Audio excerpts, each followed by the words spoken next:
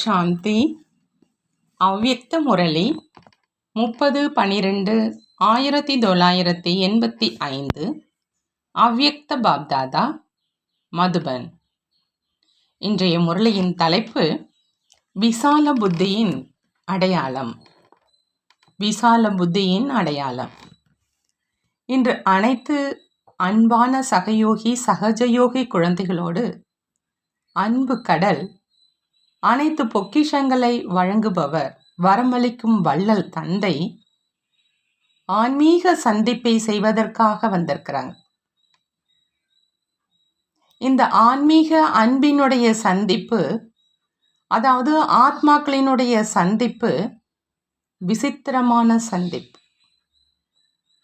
முழு கல்பத்திலும் இந்த மாதிரியான ஆன்மீக சந்திப்பு இருக்கவே முடியாது.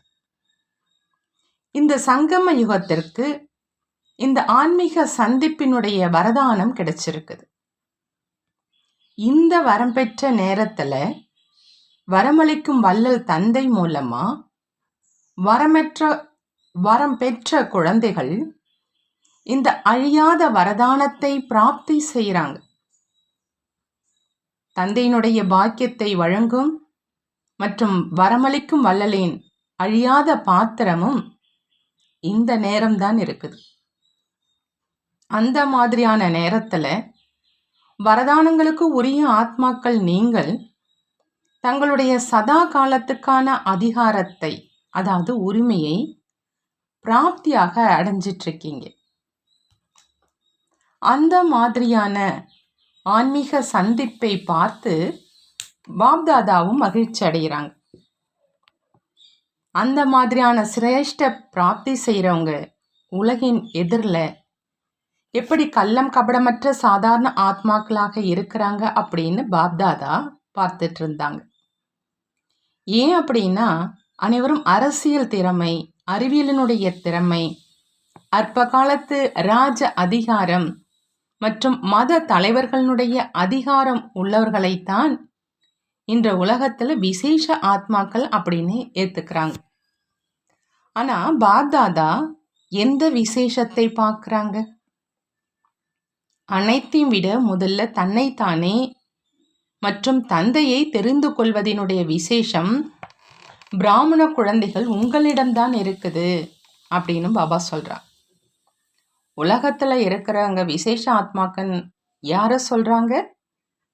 அரசியல் திறமை, அறிவியலினுடைய திறமை, அற்ப காலத்து ராஜ அதிகாரம் மற்றும் மத தலைவர்களுடைய அதிகாரம் உள்ளவங்களை தான் விசேஷ ஆத்மா அப்படின்னு பார்க்குறாங்க. ஆனால் பாபா சொல்கிறாங்க, எல்லாத்தையும் விட முதல்ல தன்னை தானே மற்றும் தந்தையை தெரிந்து கொள்வதனுடைய விசேஷம் பிராமண குழந்தைகள் உங்கள்கிட்ட தான் இருக்குது. ஆகினால நீங்கள் விசேஷ ஆத்மாக்கள்னு பாபா சொல்கிறாங்க. வேறு எந்த பெயர் பெற்ற ஆத்மாக்களில் இது இல்லை. ஆகையினால கள்ளம் கபடமற்ற சாதாரணமானவர்களாக இருந்த போதிலும் வரமளிக்கும் வள்ளல் கிட்ட இருந்து வரதானத்தை பெற்று பல பிறவிகளுக்காக விசேஷ பூஜைக்குரிய ஆத்மாக்களாக ஆகிட்டீங்க. அந்த மாதிரியான ஆன்மீக போதையை அனுபவம் செய்கிறீங்களா? நம்பிக்கை இழந்த ஆத்மாக்களை நம்பிக்கை உள்ளவர்களாக ஆக்குவதுதான் தந்தையினுடைய விசேஷம். தந்தையினுடைய விசேஷம் பாபா சொல்றாங்க, நம்பிக்கை இழந்த ஆத்மாக்களை நம்பிக்கை உள்ளவர்களாக ஆக்குவது. பாப்தாதா சூட்சம வதனத்திலும் குழந்தைகளை பார்த்து புன்முறுவல் செஞ்சிட்டு இருந்தாங்க. ஒருவேளை இந்த முழு சபையும் உலக ராஜ ஆத்மாக்களினுடைய சபை அப்படின்னு சொன்னா ஒன்றும் அறியாத ஆத்மா நம்புவாங்களா? ஆச்சரியம் அடைஞ்சிருவாங்க. ஆனால் தந்தைக்கு உள்ளபூர்வமான அன்பு உள்ள, உள்ளத்தின் சிரேஷ்ட பாவனை உள்ள ஆத்மாக்கள் தான் பிரியமானவங்க அப்படின்னு பாப்தாதா தெரிஞ்சிருக்கிறாங்க. உள்ளத்தினுடைய அன்பு தான் சிரேஷ்ட பிராப்தியை பெறுவதற்கான மூல ஆதாரம். உள்ளத்தினுடைய அன்பு தான் சிரேஷ்ட பிராப்தியை பெறுவதற்கான மூல ஆதாரம் அப்படின்னு பாபா சொல்றாங்க.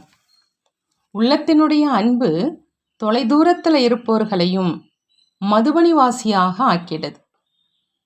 உள்ளத்தினுடைய அன்புதான் திலாராம் தந்தைக்கு விருப்பமானது. ஆகினால நீ எப்படி இருந்தாலும் என்னவாக இருந்தாலும் பரமாத்மாவுக்கு பிடித்தமானவர். ஆகினால தன்னுடைய குழந்தையாக ஆக்கிட்டார். உலகத்தினரோ தந்தை வருவார், அந்த நேரம் அப்படி நடக்கும் இப்படி நடக்கும் அப்படின்னு இப்போ காத்திருப்பதிலேயே இருக்கிறாங்க. ஆனா உங்கள் அனைவரினுடைய வாயிலிருந்து உள்ளத்துல இருந்து என்ன வார்த்தை வெளியாகுது? அடைஞ்சிட்டோம், நாங்கள் சம்பன்னம் ஆகிட்டீங்க, நீங்க சம்பன்னம் ஆகிட்டீங்க. மேலும் அந்த புத்திவான்கள் இதுவரையிலும் பகுத்தறிவதில் நேரத்தை கழிச்சிட்டு இருக்கிறாங்க. எனவேதான் தந்தையை போலாநாத் அப்படின்னு வர்ணித்திருக்கிறாங்க. தெரிந்து கொள்ளும் விசேஷம் உங்களை விசேஷ ஆத்மாவாக ஆக்கிடுச்சு. தெரிஞ்சுக்கிட்டீங்க, பிராப்தி செஞ்சிட்டீங்க. இப்பொழுது மேலே என்ன செய்யணும்?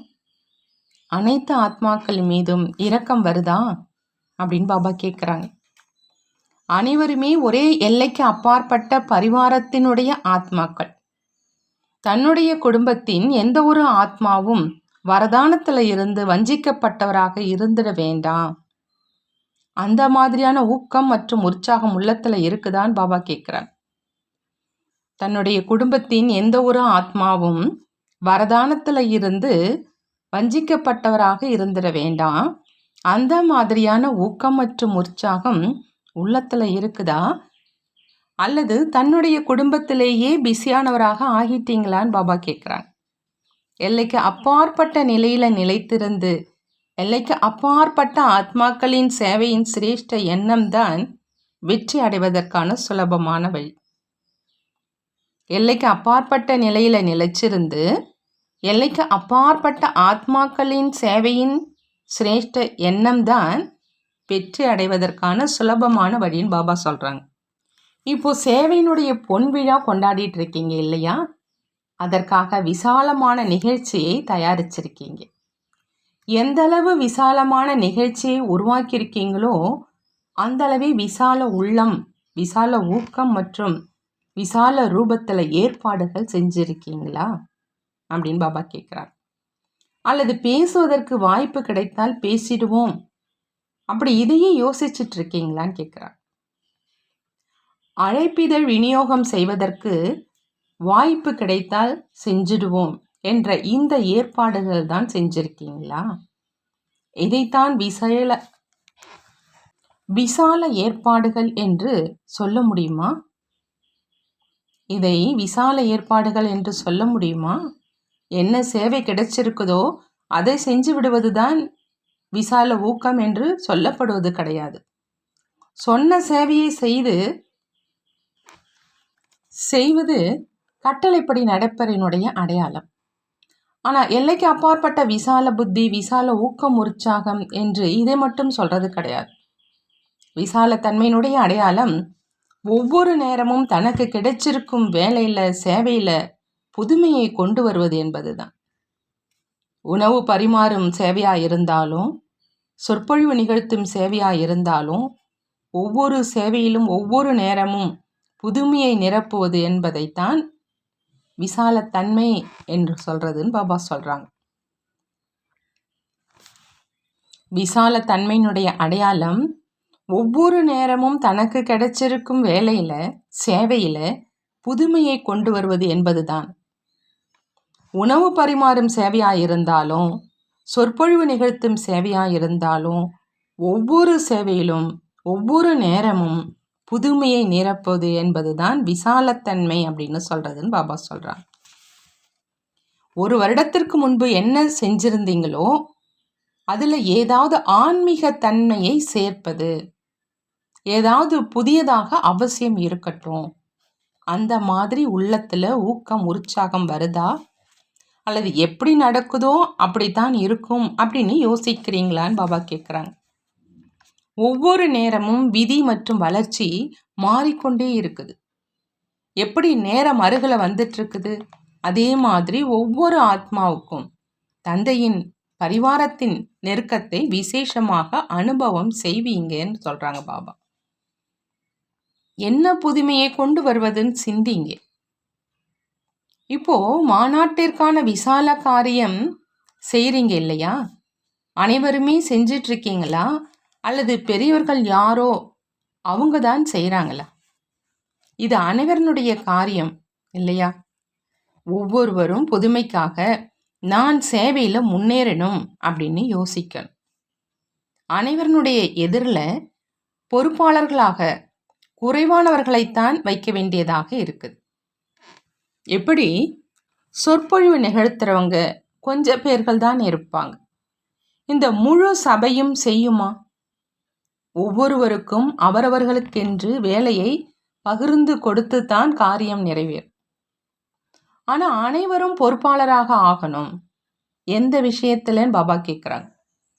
உலகத்துல நாலாபுறங்களிலும் எந்த இடத்துல இருந்தாலும், எந்த வேலைக்கு பொறுப்பாளராக இருந்தாலும், எந்த நேரம் ஏதாவது விசால காரியம் எங்கே நடந்தாலும், அந்த நேரம் தூரத்துல அமர்ந்திருந்த போதிலும், அந்த நாட்கள் வரை எப்பொழுதும் ஒவ்வொருவரினுடைய மனதில் உலக நன்மையின் சிரேஷ்ட பாவனை மற்றும் சிரேஷ்ட விருப்பங்கள் அவசியம் இருக்கணும். எப்படி இன்றைய நாட்களில் உள்ள விஐபி ஒருவேளை அவரே நிகழ்ச்சிக்கு வந்து சேர முடியலன்னா நிகழ்ச்சிக்கான நல்வாழ்த்துக்களை அனுப்புகிறாங்க இல்லையா? நீங்கள் அவங்கள விட குறைந்தவர்களா அப்படின்னு பாபா கேட்குறாங்க. அனைத்து விசேஷ ஆத்மாக்களாகிய உங்களுடைய சுப பாவனை, சுப விருப்பங்கள் அந்த காரியத்தை அவசியம் வெற்றி அடைவதாக ஆக்கும். இந்த விசேஷ தினத்துல எந்த ஒரு எல்லைக்கு உட்பட்ட விஷயங்கள்ல எண்ணத்தினுடைய சக்தி மற்றும் நேரத்தின் சக்தியை வீணாக இழக்காமல் ஒவ்வொரு எண்ணம் மூலம் ஒவ்வொரு நேரமும் விசால சேவைக்கு பொறுப்பாளராகி மனசக்தி மூலமாகவும் சகயோகி ஆகணும். அப்படிங்கிற இந்த விசேஷ கங்கணத்தை கட்டணும். அபுமலையில மகாநாடு நடந்துட்டு இருக்குது. நானும் இந்த தேசத்துல இருக்கிறேன் அப்படின்னு நினைக்க கூடாது. விசால காரியத்துல நீங்க அனைவருமே சகயோகிகள் தான். சூழ்நிலை மற்றும் வாயுமண்டலத்தை உருவாக்குங்கன்னு பாபா சொல்றாங்க. அறிவியல் சக்தி மூலம் ஒரு தேசத்திலிருந்து இன்னொரு தேசத்துக்கு ராக்கெட்டை அனுப்ப முடியும் அப்படின்னா, அமைதியினுடைய சக்தி மூலம் சுப பாவனை, நன்மை பயக்கும் பாவனை மூலமா இங்க அபுமலையில நீங்க மனசக்தி மூலமா சகயோகியாக ஆக முடியாதா அப்படின்னு பாபா கேட்குறாங்க. சில நடைமுறையில பேச்சு மூலமா, காரியங்கள் மூலம் பொறுப்பாளர் ஆவாங்க. சிலர் மன சேவைக்கு பொறுப்பாளர் ஆவாங்க.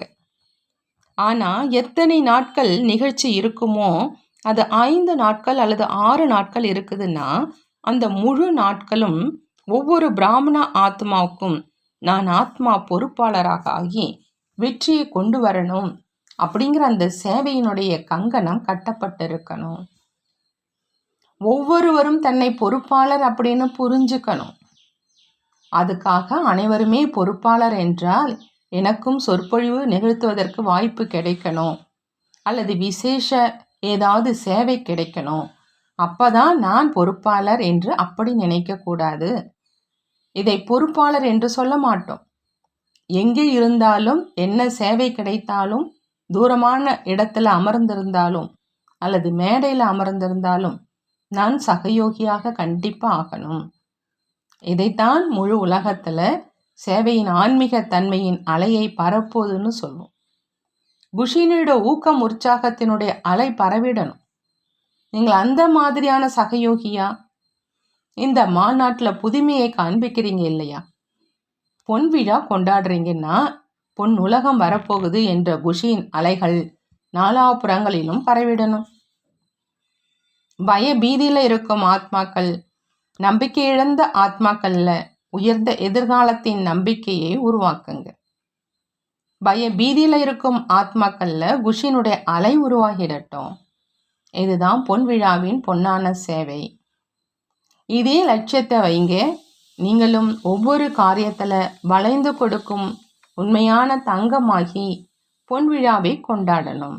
புரிந்ததான் பாபா கேட்குறாங்க. யார் இதுவரை செய்யலையோ அவங்க செய்து காண்பிக்கணும். அந்த மாதிரியான ஆத்மாக்களை பொறுப்பாளராக ஆக்குங்க.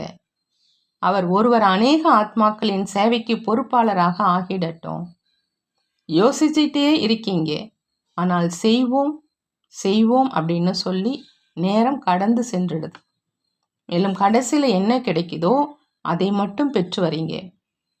எண்ணிக்கை அதிகரிச்சிடுது. ஆனால் விசால நிகழ்ச்சி வைப்பதற்கான காரணமே ஒருவர் அநேகர்களுக்கு பொறுப்பாளராக ஆகிடணும். அந்த மாதிரியான ஆத்மாக்கள் வரணும். நாலாபுறங்களிலும் சேவை நடந்து கொண்டு இருக்குது தான் இல்லையா?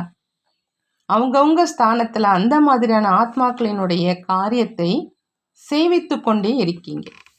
ஆகினால இப்பொழுதுல இருந்தே பொன்விழாவின் சுய சேவையின் மற்றும் தன்னுடன் சேர்த்து மற்ற விசேஷ ஆத்மாக்களின் சேவையின் அலையை பரப்புங்க.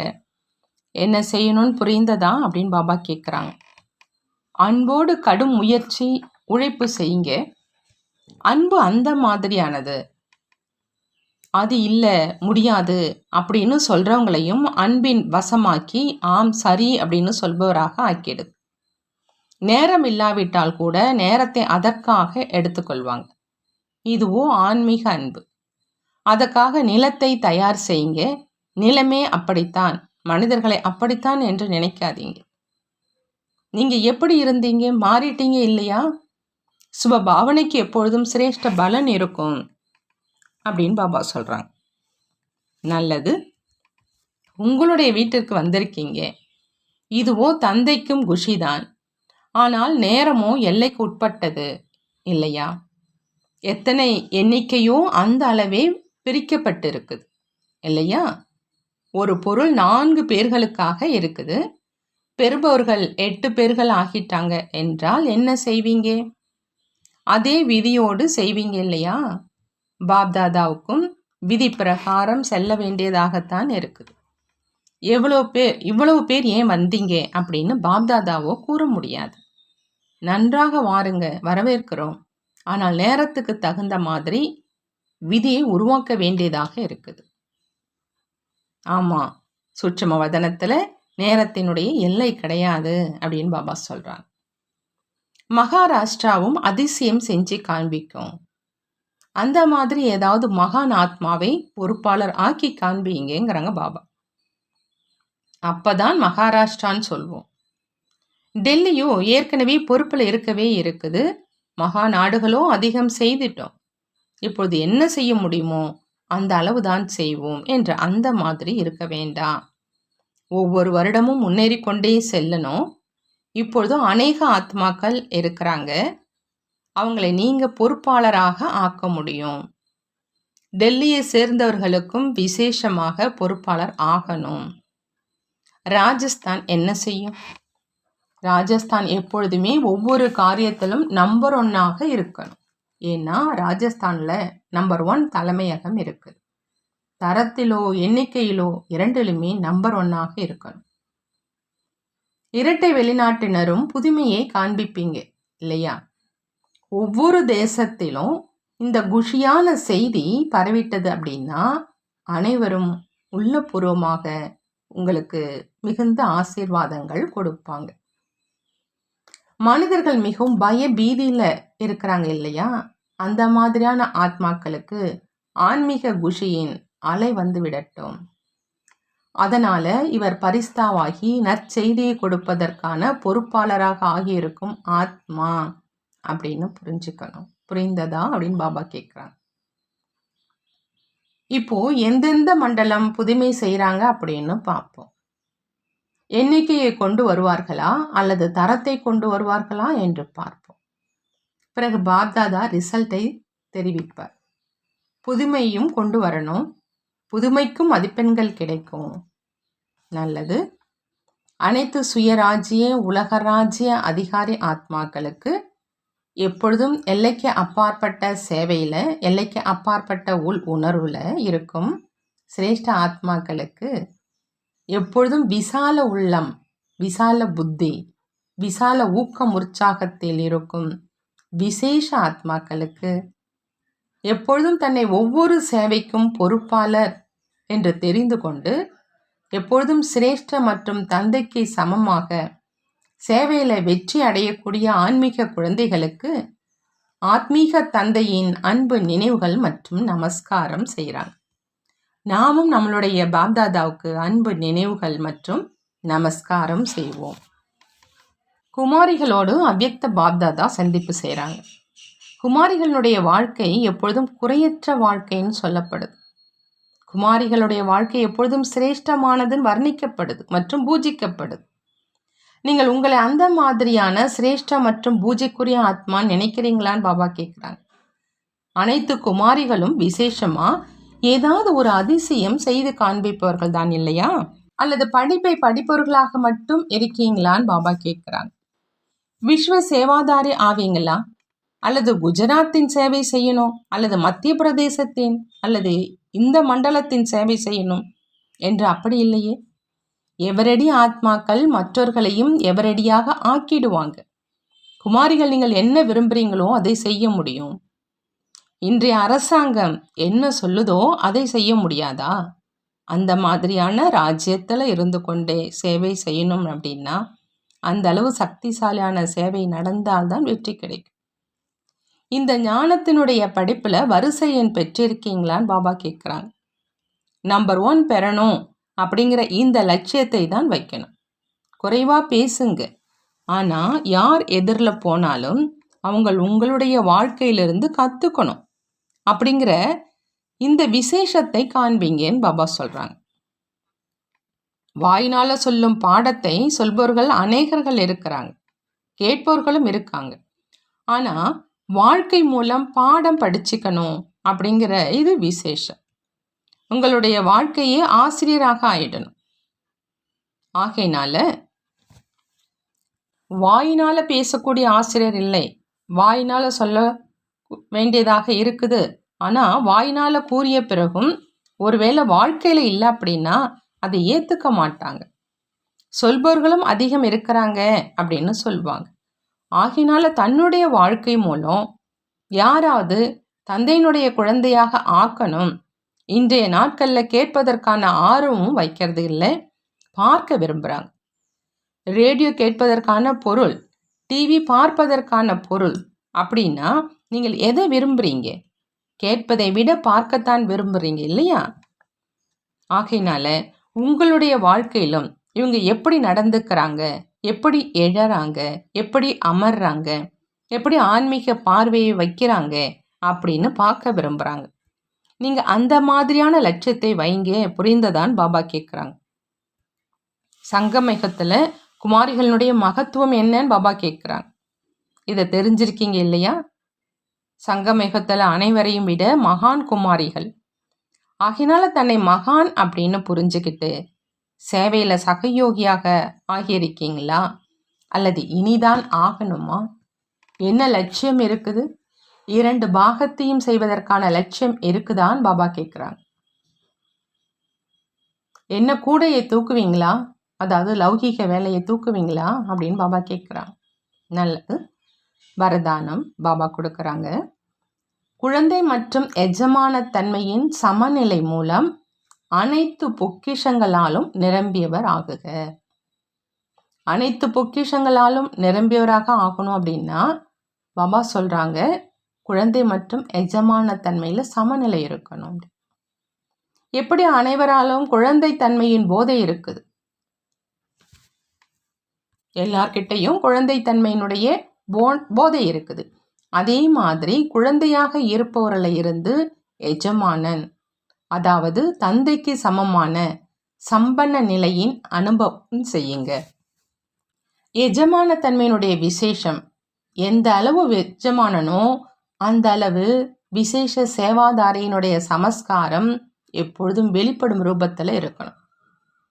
எஜமான தன்மையினுடைய விசேஷமாக பாபா சொல்கிறாங்க, எந்த அளவு எஜமானனோ அந்த அளவு விஸ்வ சேவாதாரினுடைய சமஸ்காரம் எப்பொழுதும் வெளிப்படும் ரூபத்தில் இருக்கணும்னு சொல்கிறாங்க.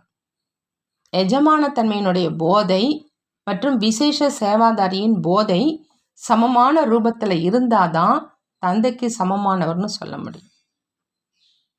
எஜமான தன்மையினுடைய போதையும் விஸ்வ சேவாதாரியினுடைய போதையும் சமமான ரூபத்தில் இருக்கும்பொழுது தான் தந்தைக்கு சமமானவர்னு சொல்ல முடியும்னு பாபா சொல்கிறாங்க. குழந்தை மற்றும் எஜமானன் அப்படிங்கிற இந்த 2 சொரூபங்களும் எப்பொழுதுமே பிரத்யட்சமாக காரியத்தில் வந்துடணும். 2 சொரூபமுமே எப்பொழுதுமே பிரத்யட்ச காரியத்தில் வந்துடணும். அப்பதான் தந்தைக்கு சமமா அனைத்து பொக்கிஷங்கள்னாலும் நிரம்பிய நிலையின் அனுபவம் செய்ய முடியும் அப்படின்னு சொல்றாங்க பாபா. பாபா ஸ்லோகன்ல சொல்றாங்க, ஞானத்தின் குறைவில்லா பொக்கிஷங்களின் அதிகாரி ஆனீங்க அப்படின்னா அடிமைத்தனம் அகன்றுவிடும்.